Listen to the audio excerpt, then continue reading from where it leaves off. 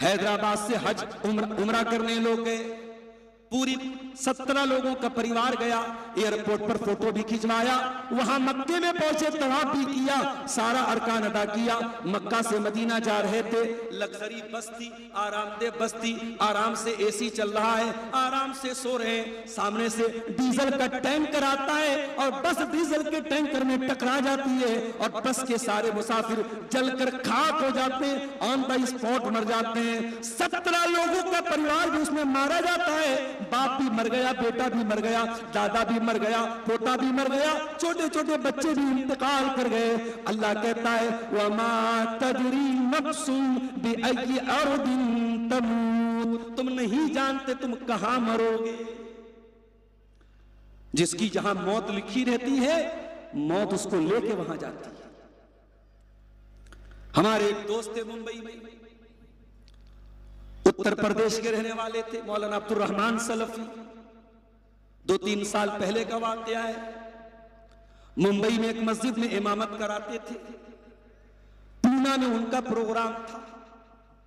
उनके साथ साथ शेख शमीम फौजी का भी प्रोग्राम था। दोनों लोग पूना जाते हैं। प्रोग्राम खत्म हो गया।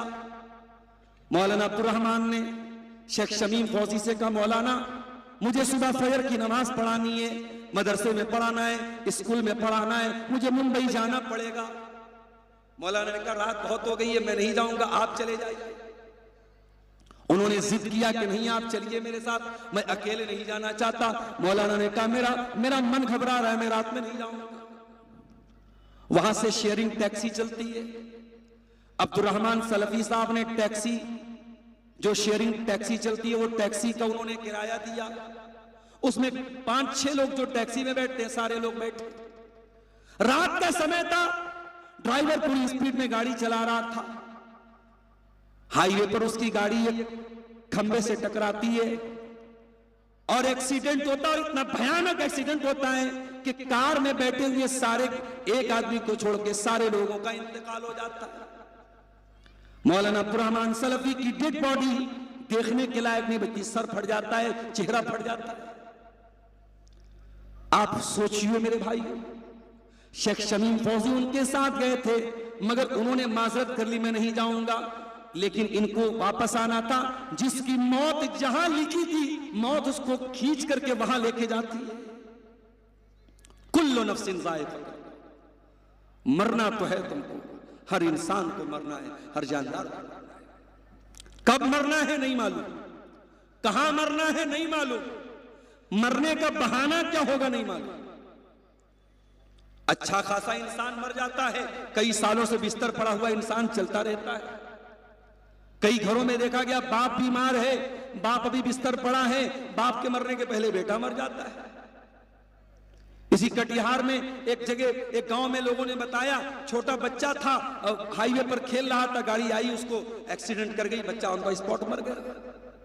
तो मौत को इससे कोई मतलब नहीं है। आपके माँ बाप आपके जाने के बाद कितना रोएंगे, आपकी बीवी का क्या होगा, आपके बच्चों का क्या होगा, आपके बिजनेस का क्या होगा, आपकी नौकरी किसको मिलेगी, आपकी कमी किसको खलेगी। मौत को इससे कोई मतलब नहीं। कुल्लु नफ्सिन ज़ाइक़तुल मौत, हर नफ्स को मौत का मजा चखना है। लेकिन ऐ मेरे बंदो, कहीं तुम्हारे दिमाग में ये गलतफहमी न जन्म ले ले कि मरने के बाद तो काम खत्म हो जाएगा। वमा तदरी, फरमाया कुल्लु नफ्सिन ज़ाइक़तुल मौत व इन्नमा तुवफ़्फ़ौना उजूरकुम यौमल क़ियामा। तुम जो भी अमल करके जाओगे, अच्छा अमल करोगे या बुरा अमल करोगे, उसका पूरा पूरा बदला तुमको क़यामत के दिन चुकाना पड़ेगा। नेक अमल करोगे, फमन यामल मिस्काला ज़र्रतिन खैरन यरा, क़यामत के दिन उसको भी अपने सामने देख लोगे। वमन यामल मिस्काला ज़र्रतिन शर्रन यरा, जर्रा बराबर तुमने पाप किया होगा, गुनाह किया होगा, चाहे बंद कमरे में किया हो, चाहे माँ बाप के सामने किया हो, चाहे माँ बाप की गैर मौजूदगी में किया हो, चाहे अपने उस्ताद के सामने किया हो, चाहे अपने उस्ताद की गैर मौजूदगी में किया हो, चाहे लाइट ऑन करके किया हो, चाहे लाइट ऑफ करके किया हो, जो भी तुमने गुनाह किया है तुम्हारे सामने आएगा और क़यामत के दिन तुमको पूरा पूरा बदला दिया जाएगा। फमन ज़ुज़िया अनिन नार, अब जरा गौर से सुनना, दिलारपुर वालों, कामयाबी क्या है अल्लाह बयान कर रहा है। फमन ज़ुज़िया अनिन नारी व उदखिलल जन्नत फ़क़द फ़ाज़, जो जहन्नम की आग से बच जाएगा, हाय हाय, जो जहन्नम की आग से बच जाएगा और जो जन्नत में चला जाएगा वही कामयाब होने वाला है। फमन ज़ुज़िया अनिन नार, जिसको जहन्नम की आग से बचा लिया जाएगा, वो उदखिलल जन्नता, और जिसको जन्नत में दाखिल कर दिया जाएगा, फ़क़द फ़ाज़, वही कामयाब होने वाला है।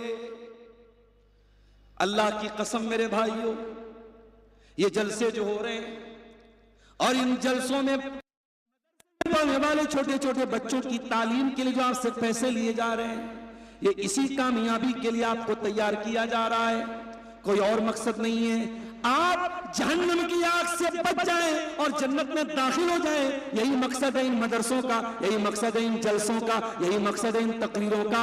फमन ज़ुज़िया अनिन नारी, आप गरीब हैं, आपके पास ढंग का कपड़ा नहीं, ढंग का मकान नहीं, लेकिन अल्लाह ताला कल क़यामत के दिन अगर आपको जहन्नम की आग से बचा ले और जन्नत में दाखिल कर दे, फ़क़द फ़ाज़ा, तो आप कामयाब हैं।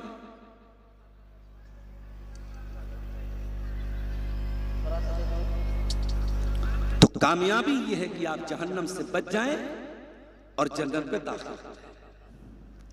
अब यह कामयाबी मिलेगी कैसे? मैं सिर्फ 8 चीजें आपके सामने बयान करूंगा, क्योंकि मैं एक सीमित समय के लिए आपके बीच में आया। मैं 8 चीजें बयान करूंगा जो आपको कामयाब करेंगी, जो जन्नत में लेके जाएंगी। बोलो, आप कोशिश करेंगे इंशाअल्लाह? बोले प्रयत्न करबें कि ना करबें? इंशाअल्लाह। लोग कहते हैं मौलाना आप थोड़ा बंगला बोल दिया कि जो लोग खुश हो जाते हैं। हाँ, करेंगे इंशाअल्लाह। 8 चीजें अल्लाह ताला ने बयान की है। कहां? कुरान करीम के 18वें पारे में, सूरह मोमिनून के आगाज में। आइए उन 8 चीजों पर हम विचार करते हैं, गौर करते हैं और कोशिश करते हैं, प्रयत्न करते हैं कि वो 8 चीजें हमारे अंदर पैदा हो जाए। क़द अफ़लहल मोमिनून, कामयाब हो गए ईमान वाले। अल्लाह ताला के यहां कामयाब होना है तो पहला काम क्या करना पड़ेगा? ईमान वाला बनना पड़ेगा। और ईमान वाला किसको बोलते हैं? जो ला इलाहा इल्लल्लाह और मुहम्मद रसूलुल्लाह पढ़ता है, जो कलमे तौहीद पढ़ता है, जो एक अल्लाह की इबादत करता है और मुहम्मद रसूलुल्लाह सल्लल्लाहु अलैहि वसल्लम को अपना रसूल मानता है। इसी कलमे पर आपको कायम रहना है और मरते दम तक कायम रहना है। वला तमूतुन्ना इल्ला व अंतुम मुस्लिमून, मेरे बंदो तुम्हें मौत ना आए मगर इस्लाम की हालत में। मेरे प्यारे साथियों, आज दुनिया की मोह माया में पड़ के शायद ईमान की वैल्यू आपको पता ना हो, और शायद कभी आपको ऐसा लगता हो जैसे कोई हिंदू है, जैसे कोई सिख है, जैसे कोई ईसाई है, वैसे हम मुसलमान हैं, हमारा एक मजहब है, उनमें और हमें कोई अंतर नहीं है। मेरे प्यारे साथियों, ये ईमान कितनी बड़ी दौलत है, शायद आपको इसका अंदाजा नहीं है। जब आप अल्लाह ताला के यहां जाएंगे और इस ईमान की बदौलत अल्लाह ताला आपको जन्नत में दाखिल करेगा, तो जन्नत में जाने के बाद जन्नती कहेगा वक़ालुल हम्दुलिल्लाहिल्लज़ी हदाना लिहाज़ा, ऐ अल्लाह तेरा शुक्र है, तेरा करम है कि तूने हमको हिदायत से नवाजा था, तूने हमको ईमान से नवाजा था। वमा कुन्ना लिनहतदिया लौला अन हदानल्लाह, ऐ अल्लाह हम खुद से ईमान लाने की क्षमता नहीं रखते थे। अरे हमको ईमान लाने के लिए कोई मेहनत नहीं करी। हमारा बाप मुसलमान, हमारा दादा मुसलमान, हमारे खानदान मुसलमान, हम मुसलमान के घर में पैदा हुए। आपको बैठे बिठाए ये नेमत मिल गई, इसीलिए दुआ किया करो तो अपने माँ बाप के लिए भी दुआ किया करो कि उनके जरिए तुम्हें इस्लाम मिला है।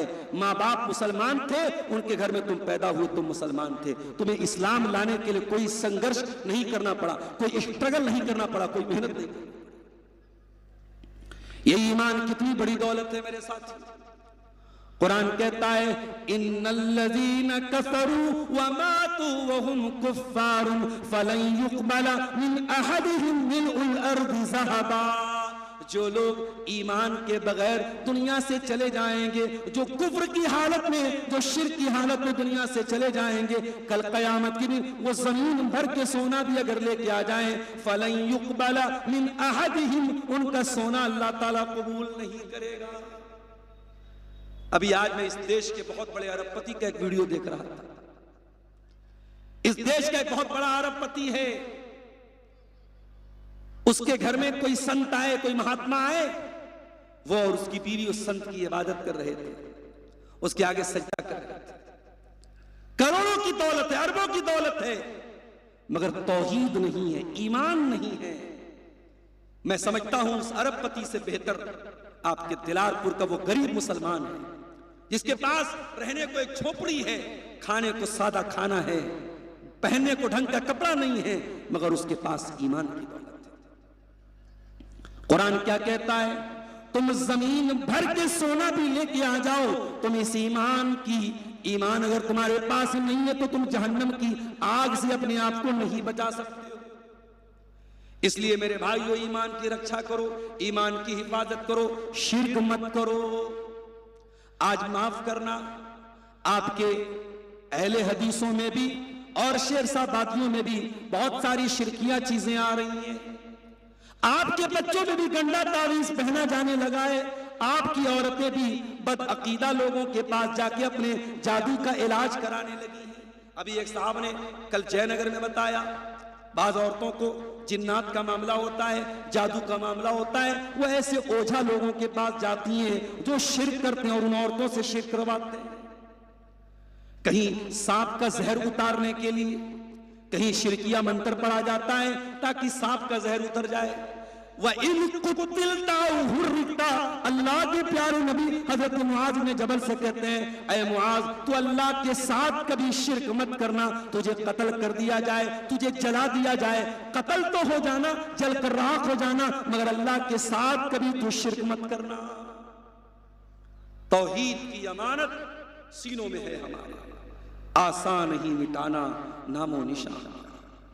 जब तक तौहीद है आपके पास, कोई माई का लाल आपका पाल बाका नहीं कर सकता है। इसलिए मरते दम तक अपने ईमान की हिफाजत करो। मेरे साथ अपनी बहनों से कहना चाहूंगा, बड़ा अफसोस होता है, कटिहार के एक भाई बताने लगे, एक मुसलमान लड़की कॉलेज में पढ़ती थी, उसके कई बॉयफ्रेंड थे, उसने मुसलमान लड़कों से भी दोस्ती की थी और गैर मुस्लिम लड़कों से भी दोस्ती की थी। गैर मुस्लिम लड़कों से उसकी दोस्ती थी, ताल्लुकात थे, और वो मुसलमान लड़की अपने उसी एक गैर मुस्लिम आशिक के साथ फरार हो जाती है और मुर्तद हो जाती है, ईमान का रास्ता छोड़ देती है, इस्लाम को त्याग देती है, छोड़ देती है। इससे बढ़ के अफसोस क्या हो सकता है? और ये सिर्फ कटिहार की कहानी नहीं है, ये कहानी उत्तर प्रदेश के लखनऊ की भी है, ये उत्तर प्रदेश के बरेली की भी है, ये उत्तर प्रदेश के बनारस की भी है, ये कलकत्ता की भी है, ये हैदराबाद की भी है, ये मुंबई, देश के मुख्तलिफ कोनों से ये खबरें हमारे पास हैं। मुसलमान लड़कियां बाकायदा इस साजिश का शिकार है। बाकायदा एक जाल बनाया जा रहा है, मोबाइल की दुकानों पर मुसलमान लड़कियों का नंबर लिया जा रहा है, फेसबुक पर और सोशल मीडिया पर पूरा एक ग्रुप मौजूद है जो मुसलमान लड़कियों को टारगेट कर रहा है, जो उनके इनबॉक्स में आके उनसे चिकनी चुपड़ी बातें करता है, पहले उनसे इस्लाम के बारे में जानने की बात करता है, फिर धीरे धीरे अपने जाल में फंसा के उन लड़कियों की इज्जत के साथ खेलता है, उनके ईमान का सौदा करता है, उनके ईमान से उनको निकाल देता है। मेरी प्यारी बहनों, अल्लाह की कसम, इससे महंगा कोई सौदा नहीं हो सकता। दुनिया के प्यार और मोहब्बत के नाम पे अगर कोई तुम्हें इस्लाम से निकाल दे, इससे महंगा कोई सौदा नहीं है। मेरी प्यारी माँ और बहनों, अपने ईमान को इतना हकीर न बनाना, इतना मामूली मत बनाना। अरे तुम तो सुमैया की औलाद हो। कौन सुमैया? जिसके जवान बेटे के सामने अबू जहल ने धमकी दी थी, ऐ सुमैया अगर तूने इस्लाम नहीं छोड़ा, अगर तूने मोहम्मद का दीन नहीं छोड़ा, ऐ सुमैया तेरे जवान बेटे अम्मार के सामने तुझको नंगा कर देंगे।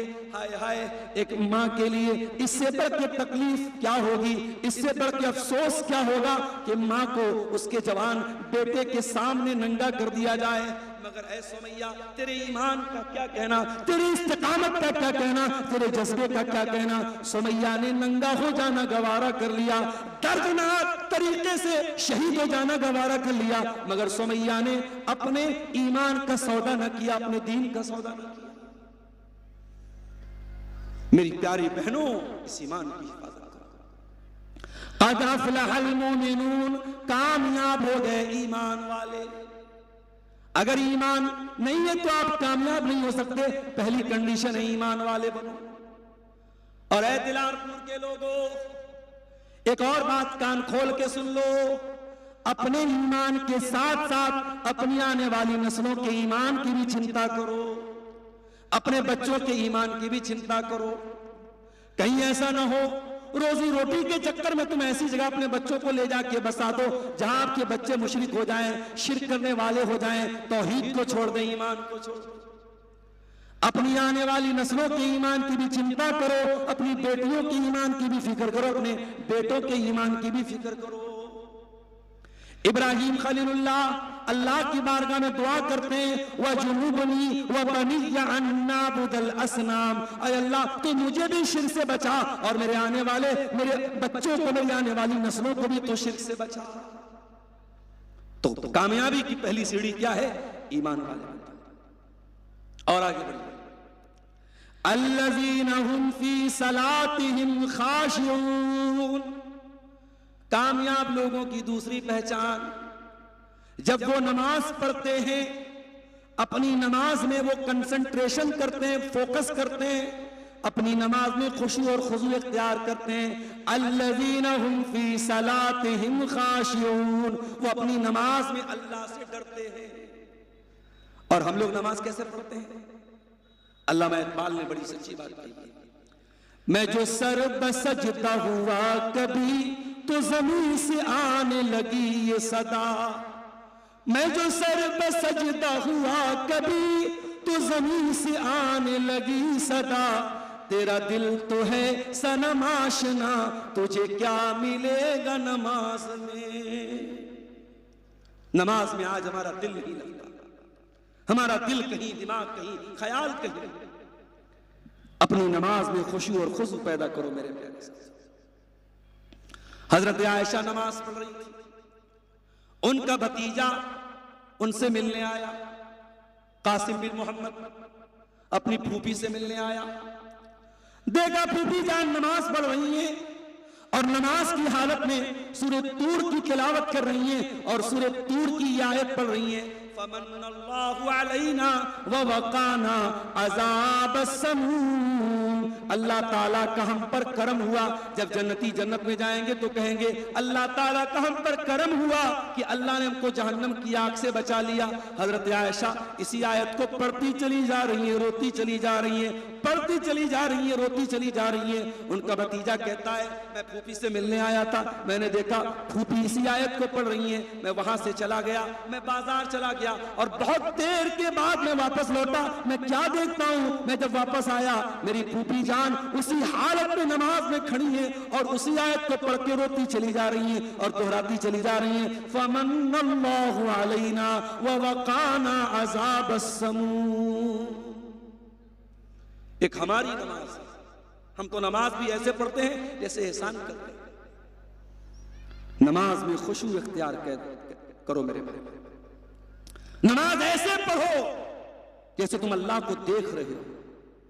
अरे तुम अपने शहर के विधायक के पास जाते हो तो अदब से खड़े होते हो, शहर के डीएम और एसपी के सामने खड़े होते हो तो अदब से खड़े होते हो, अल्लाह के सामने खड़े हो तो दिल कहीं है दिमाग कहीं।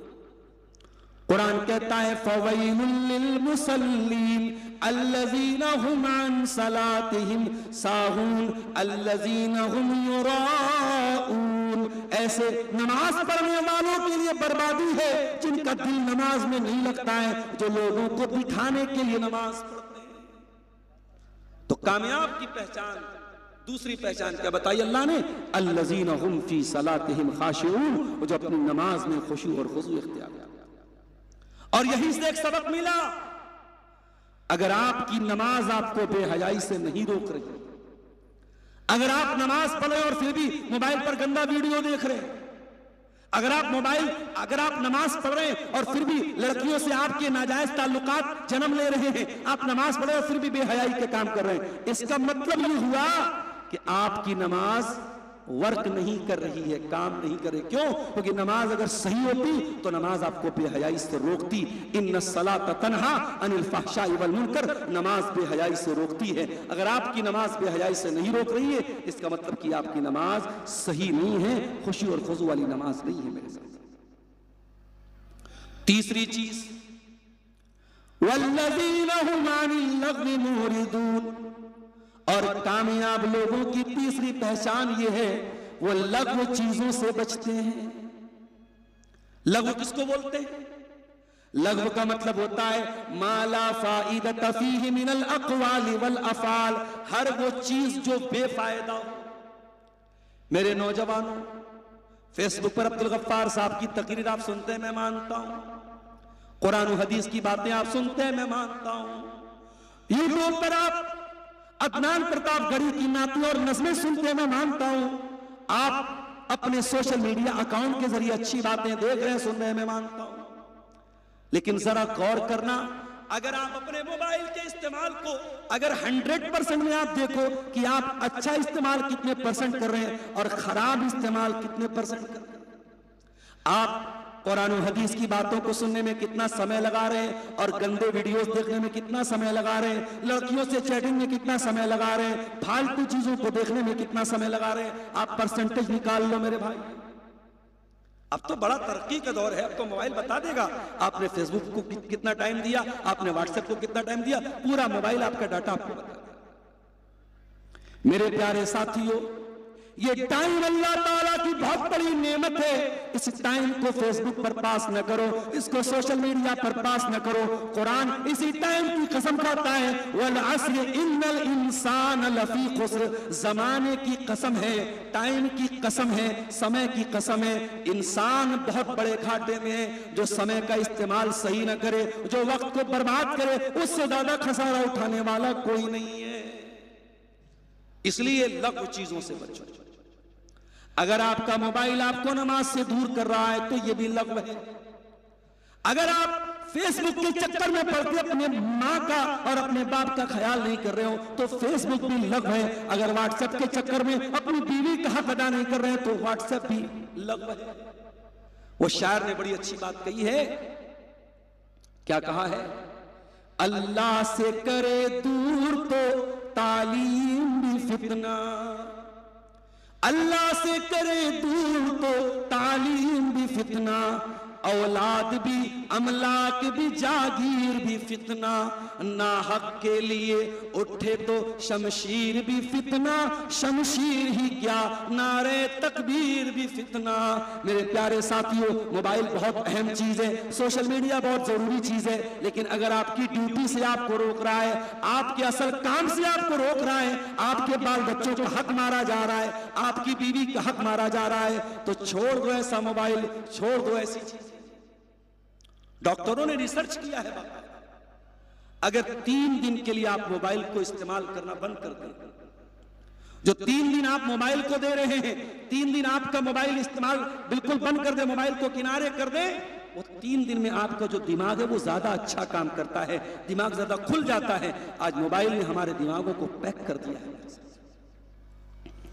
तो कामयाब होना है तो लघु चीजों को छोड़ो। अब लघु में सारी चीजें आ गई। लोग बोलते मौलवी साहब लूडो खेलना कैसा है, कैरम खेलना कैसा है, फला गेम खेलना कैसा। मैं कहता हूं जिस गेम से आपके दिमाग को कोई फायदा ना हो, आपकी बॉडी को कोई फायदा ना हो, कोई फिजिकल एक्टिविटी ना हो, कोई मेंटल एक्टिविटी ना हो, हर ऐसा गेम लघु है और लघु चीजों के चक्कर में।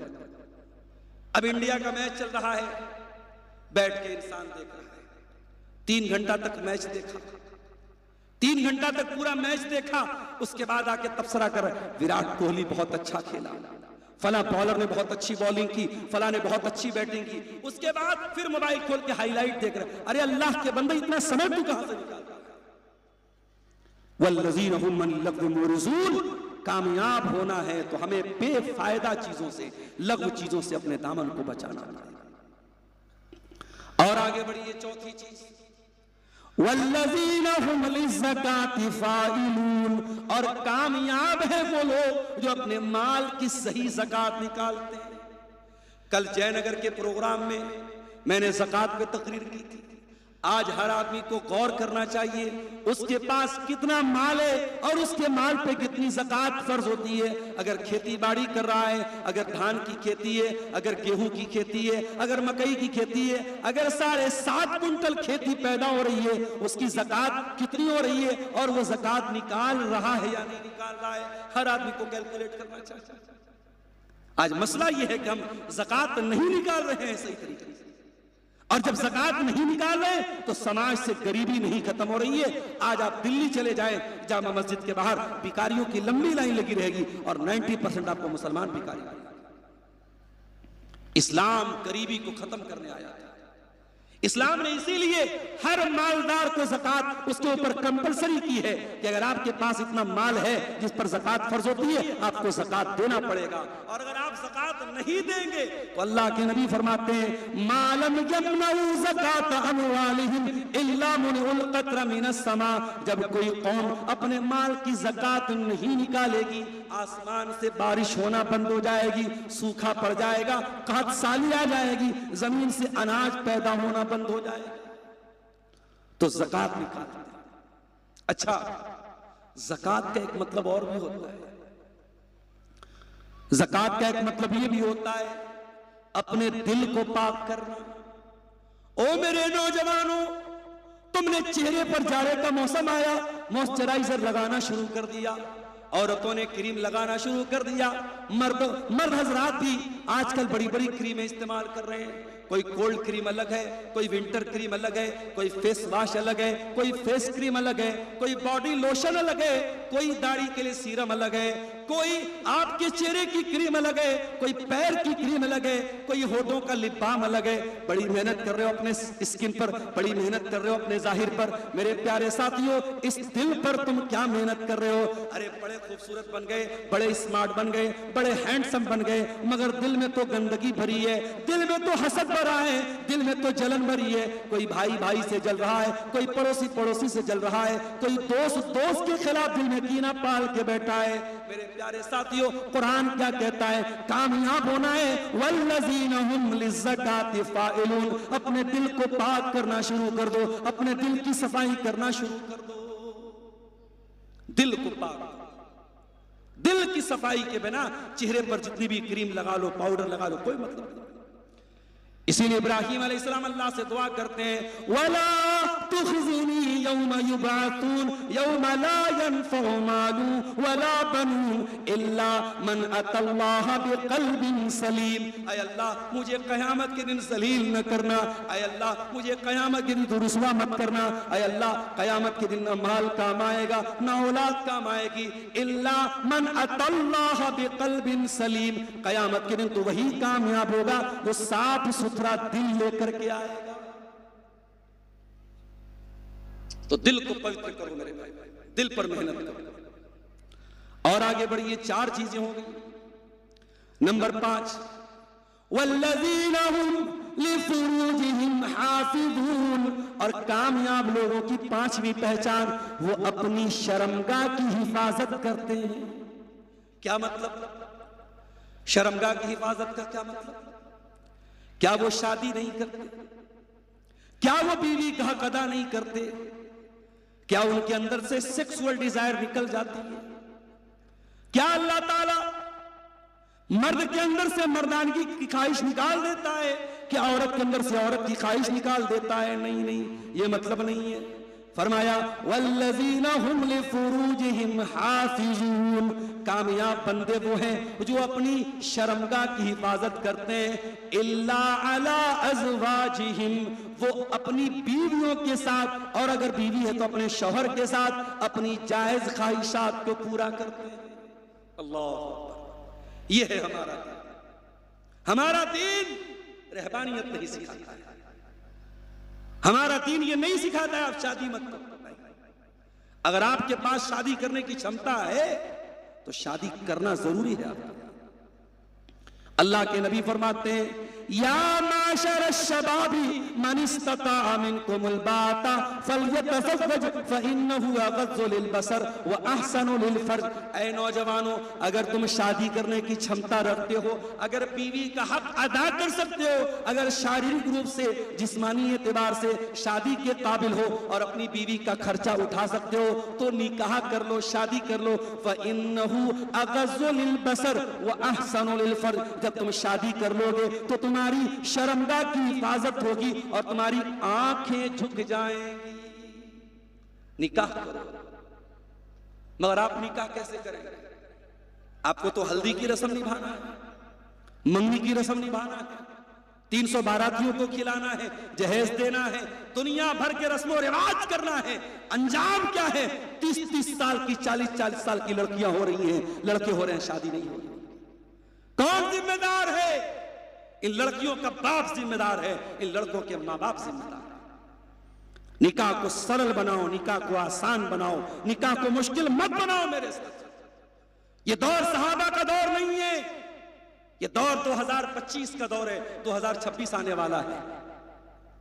दुनिया में ज़िना बहुत आम हो रहा है, नंगापन बहुत आम हो रहा है। अगर अपनी जवान नस्ल को बचाना है ज़िनाकारी से और बदकारी से, कुरान कह रहा है उनका निकाह कराओ, इल्ला अला अज़वाजिहिम, ताकि इंसान, एक बालिग इंसान, एक जवान इंसान अपनी ख्वाहिशात को सही तरीके से पूरा कर सके। इस्लाम आपको रहबानियत नहीं सिखाता है। एक सहाबी थे, उनका नाम था अम्र बिन आस। उन्होंने अपने बेटे की शादी की। बेटे का नाम था अब्दुल्ला बिन अम्र बिन आस। बेटे की शादी हो गई, बेटा रात में तहज्जुद पढ़ रहा है, दिन में रोजा रख रहा है, बीवी के पास जाता ही नहीं। शादीशुदा औरत अगर ससुराल में है और शौहर उससे दूर है तो बीमार पड़ जाएगी। इसीलिए जो लोग बीवी से शादी करके दुबई भाग जाते हैं, सऊदी भाग जाते हैं, मैं कहता हूं बिल्कुल गलत कहता हूं। भाई कम पैसा कमाओ, लेकिन शादी होगी तो बीवी को अपने साथ। और बात आई है तो सुन लो, इन मदरसों के टीचरों को जो तुम फैमिली से दूर रखते हो, चुल्लू भटपानी में डूब मरना चाहिए। अरे जब तुम अपने मस्जिद के इमाम के लिए कमरा बनाते हो तो एक फैमिली क्वार्टर क्यों नहीं बनाते हो, ताकि वो इमाम अपनी फैमिली के साथ रह सके। माफ करना, बहुत सी बातें मैं खुल के बयान नहीं कर सकता, मगर समाज में बहुत सारी जो घटनाएं होती है उसके जिम्मेदार भी हम। इन मदरसों के टीचरों को फैमिली से क्यों दूर रखा जा रहा है? इन मस्जिदों के इमामों को क्यों फैमिली से दूर रखा जा रहा है? शादीशुदा इंसान अपनी बीवी से दूर रहेगा तो बहुत सारे मसले खड़े होंगे, और आज मसले खड़े हो रहे हैं। इसलिए अल्लाह के नबी फरमाते हैं, शादी करो, शादी को आसान करो। और जब निकाह हो जाए तो कुरान क्या कहता है? लितस्कुनु इलैहा, ताकि मियां बीवी एक दूसरे से सुकून हासिल करें, सुकून हासिल करें। जिना करने वाला कभी सुकून नहीं पाएगा। हराम रिलेशनशिप रखने वाला, नाजायज ताल्लुकात बनाने वाला कभी सुकून नहीं पाएगा। उसकी इच्छाएं तो पूरी हो जाएंगी, लेकिन अल्लाह ताला उसके दिल को कभी सुकून नहीं देगा। मेरे भाइयों, अगर सुकून है तो निकाह के अंदर है, जिना के अंदर कभी सुकून नहीं हो सकता। तो कुरान क्या कह रहा है? कामयाब वो लोग हैं जो अपनी शर्मगाह की हिफाजत करते हैं। मेरी प्यारी माँ बहनों, अगर आपको पर्दे का हुक्म मिला है, इसी शर्मगाह की हिफाजत के लिए मिला है।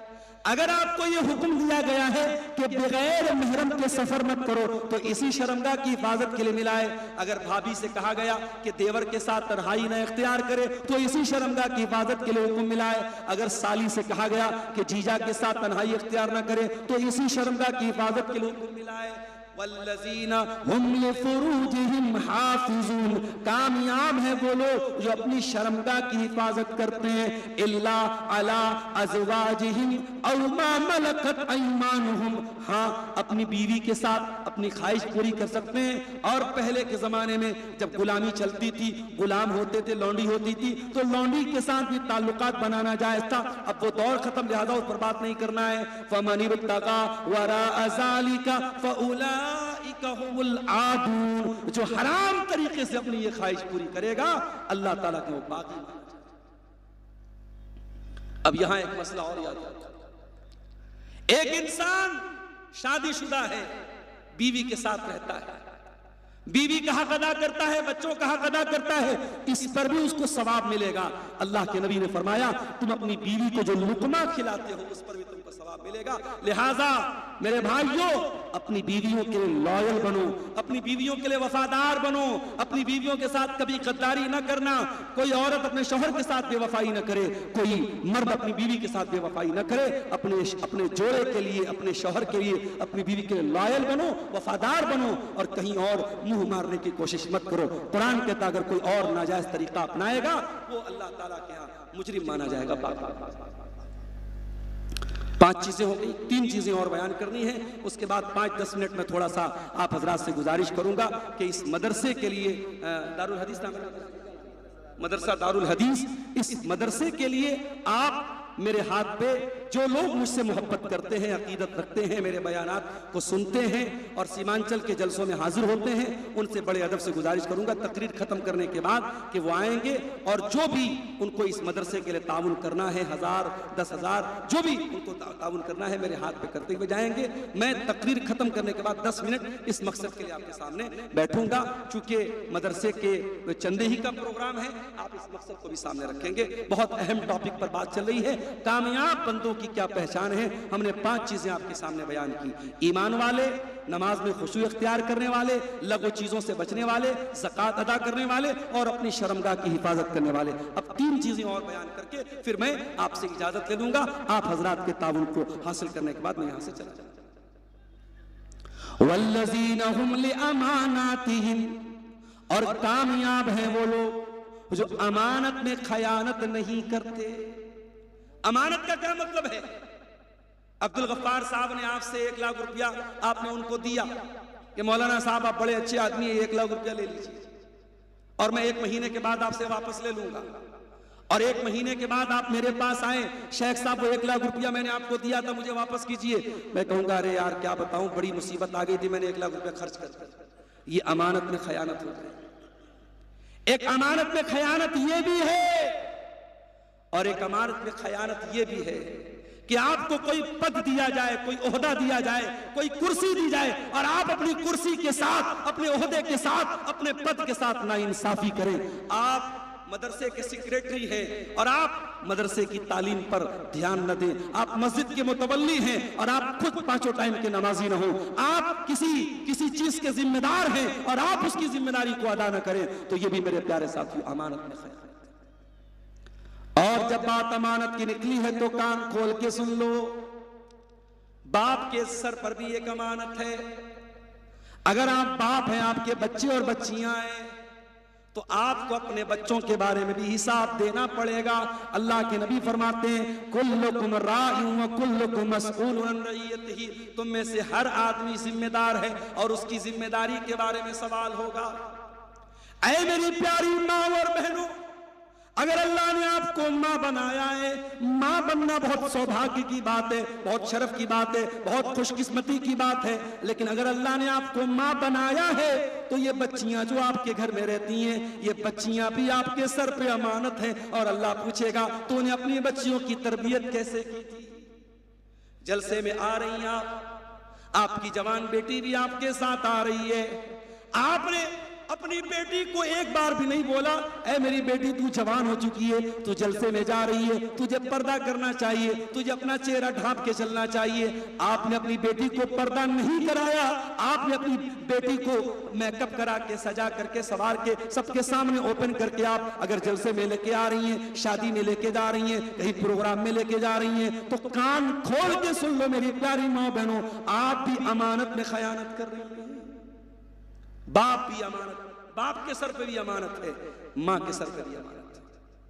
अगर कामयाब बनना है तो अमानत को अदा करना पड़ेगा मेरे साथ। वल्लज़ीना हुम लिअमानातिहिम, कामयाब लोग अपनी अमानत को अदा करते हैं।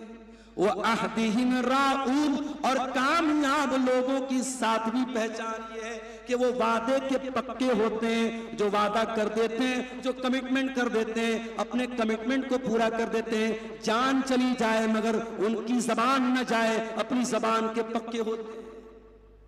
जबान के पक्के बनो, वादा खिलाफी मत करो मेरे साथ। नबी अकरम सहाबा के साथ इस्लाम की पहली लड़ाई लड़ने जा रहे हैं। दुश्मन की तादाद 1000 है, सहाबा की तादाद 313 है। एक आदमी को 3 का मुकाबला करना है, एक के मुकाबले में 3 लोग हैं, 313 का मुकाबला 1000 से।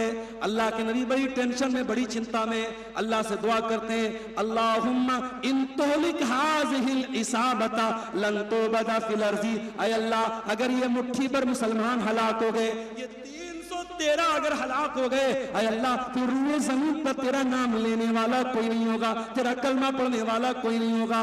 नबी दुआ कर रहे हैं, नबी अल्लाह से मदद मांग रहे हैं। इतने में 2 सहाबी आते हैं, ऐ अल्लाह के नबी, हम आपका साथ देने आ रहे थे, दुश्मन ने हमें अरेस्ट कर लिया, दुश्मन ने गिरफ्तार कर लिया और हमसे ये वादा करवाया कि हम आपका साथ नहीं देंगे, हम लड़ाई में शामिल नहीं होंगे, तब जाकर के उन्होंने हमको रिहा किया है। ऐ अल्लाह के नबी, हमने वादा तो कर लिया अपनी जान बचाने के लिए, मगर हमें मालूम है कि आपको हमारी मदद की जरूरत है। ऐ अल्लाह के नबी, हमको भी फौज में जाने दीजिए, हमको भी लड़ाई के मैदान में जाने दीजिए। नबी ने फरमाया, नहीं नहीं, हम वादा खिलाफी करने वाले लोग नहीं है। इन शरीफा, ऐ मेरे दोनों सहाबी, तुम वापस चले जाओ, हम वादा नहीं तोड़ सकते। अल्लाह, जंग के मैदान में भी नबी ने वादा नहीं तोड़ा है। लिहाजा जो ये कहता है कि जंग के मैदान में सब जायज है, everything is fair in love and वार, प्यार और जंग में सब जायज है, वो दुनिया का कोई बहुत बड़ा बेवकूफ इंसान था।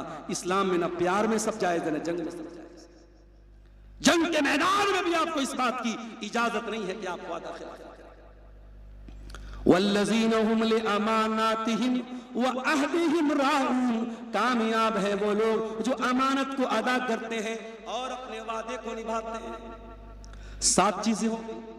आखिरी चीज, वल्लज़ीना हुम अला सलावातिहिम युहाफिज़ून, और कामयाब हैं वो लोग जो नमाज की हिफाजत करते हैं। ऐ अल्लाह, हम तो नमाज पढ़ते हैं, हिफाजत का क्या मतलब है? हिफाजत का मतलब यह है, आपके पास 1.25 लाख रुपए का मोबाइल फोन सैमसंग अल्ट्रा है, आपके पास 80,000 का आईफोन है, आप उसको जेब में रखें, बार बार जेब पे हाथ डालते हैं, कहीं मेरा मोबाइल गिर तो नहीं गया, ट्रेन में बैठे हुए बार बार देखते हैं मेरा आईफोन कहीं गायब तो नहीं हो गया, मेरा सैमसंग अल्ट्रा कहीं गायब तो नहीं हो गया। 1.25 लाख और 1.5 लाख के मोबाइल की इतनी चिंता करते हैं। मेरे प्यारे भाइयों, आपके 1.25 लाख और 1.5 लाख के मोबाइल से ज्यादा कीमती नमाज है। आपको नमाज की हिफाजत करना है। फजर की अजान हो रही है, 4:30 बजे, 4:45 बजे मुअज्जिन अजान दे रहा है, अस्सलातु खैरुम मिनन नौम। आप मनसाही के जलसे में, दिलारपुर के जलसे में गए, रात को 2 बजे तक आप जागे हैं, लेकिन 4:45 बजे अगर फजर की अजान हो रही है और मुअज्जिन कह रहा है नमाज नींद से बेहतर है, तो आपको अपना बिस्तर छोड़ के मस्जिद में जाना है। आप दुकान पे बैठे, कस्टमर पर कस्टमर आ रहा है, ज़ुहर की अजान हो रही है, मुअज्जिन कहता है हय्या अलस सलाह हय्या अलल फलाह, आ जाओ कामयाबी की तरफ, आ जाओ नमाज की तरफ। आपको अपनी दुकान बंद करके मस्जिद की तरफ जाना है। वल्लज़ीना हुम अला सलावातिहिम युहाफिज़ून, कामयाब अगर बनना है तो नमाज की हिफाजत करनी पड़ेगी। नमाज कभी माफ नहीं होगी मेरे साथ। मैं बनारस में था, वहां पर भी 5 टाइम की नमाज फर्ज थी। मैं 600 किलोमीटर का सफर करके कटिहार मनसाही के इलाके में आया हूं। अपने शहर से दूर हूं, अपने स्टेट से दूर हूं, लेकिन क्या मेरे ऊपर नमाज माफ है? नहीं। इन्नस्सलात कानत अलल मुमिनीना किताबम मौकूता, नमाज तो मुझे अपने टाइम पर पढ़ना है। हाँ, सफर की हालत में 4 रकात वाली नमाज को 2 करके पढ़ना है। मगरिब के साथ मैं इशा की नमाज पढ़ सकता हूँ, ज़ोहर के साथ मैं असर की पढ़ सकता हूँ। ये सहूलत तो दी गई, मगर नमाज मेरे लिए माफ नहीं है। मेरे प्यारे साथियों, नमाज की पाबंदी करो, नमाज की हिफाजत करो। आज अफसोस की बात है, इतने जलसे हो रहे हैं सीमांचल में, कटिहार का मुसाफिर खाना, अभी परसों किसी ने बताया, मुसाफिर खाने में वक्ता लोग और मुकर्रिर लोग भरे पड़े हैं। कहीं मनसाही में जलसा है, कहीं प्राणपुर में जलसा है, कहीं मनिहारी में प्रोग्राम है, कहीं उधर कटिहार साइड में प्रोग्राम है। प्रोग्रामों की कमी नहीं है मेरे साथ। कमी किस चीज की है? मस्जिद तो बना ली शब भर में ईमान की हरारत वालों ने, मस्जिद तो बना ली शब भर में ईमान की हरारत वालों ने। मन अपना पुराना पापी था, बरसों में नमाजी बन न सका। नमाजियों की कमी है मेरे साथ। कुरान कहता है नमाजी मत बनो। क्या बनो? वल्लज़ीना हुम अला सलवातिहिम युहाफिजून, नमाज की हिफाजत करने वाले बन जाओ। नमाज की इतनी चिंता तुम्हें हो जाए कि एक टाइम की नमाज भी अगर छूट जाए तो ऐसा दिल को महसूस हो कि कुछ छूट गया, कुछ मिस हो गया। ये 8 चीजें हो। अब ये 8 चीजें अगर आप अपने अंदर पैदा कर लें तो कुरान की गारंटी सुन लो। ये किसी मौलाना की गारंटी नहीं है, ये किसी वक्ता और मुकर्रिर की गारंटी नहीं, ये कुरान करीम की गारंटी है। उलाइका हुमुल वारिसून अल्लज़ीना यरिसूनल फिरदौस। ये 8 चीजें अगर आपने अपने अंदर पैदा कर ली तो आप जन्नतुल फिरदौस के वारिस बन जाएंगे। हुम फीहा खालिदून, और जन्नत में हमेशा आप रहेंगे। जन्नत में भी बहुत सारे क्लास हैं और जन्नत में जो सबसे हायर क्लास है, जो सबसे आला दर्जा है, वो जन्नतुल फिरदौस है। और ये दर्जा उसको मिलेगा जो 8 चीजें पैदा करेगा, वही कामयाब होने वाला है। मेरे प्यारे साथियों, कुरान करीम की सूरे मोमिनून की आयत नंबर 1 से लेकर के 11 तक घर जाना, कुरान खोलना और फिर पढ़ना और गौर करना कि इन 8 चीजों में कितनी चीजें हमारे अंदर हैं। हम ईमान वाले हैं कि नहीं हैं? हम नमाज में खुशू और खुजू वाले हैं कि नहीं हैं? हम लग़्व और बेकार चीजों से बचने वाले हैं कि नहीं हैं? हम ज़कात अपने माल की अदा कर रहे हैं कि नहीं कर रहे हैं? हम अपनी शर्मगाह की हिफाजत कर रहे हैं कि नहीं कर रहे हैं? हम अमानत के पक्के हैं कि नहीं हैं? हम वादे के पक्के हैं कि नहीं हैं? और हम अपनी नमाजों की हिफाजत करने वाले हैं या नहीं? अगर ये 8 चीजें आपके अंदर हैं तब तो आप कामयाब हैं। और अगर ये 8 चीजों में अगर आप कमजोर हैं तो फिर मेरे प्यारे साथियों, हमें और आपको इन 8 चीजों पर मेहनत करने की जरूरत है और इन 8 चीजों की हम अपने अंदर पैदा करें।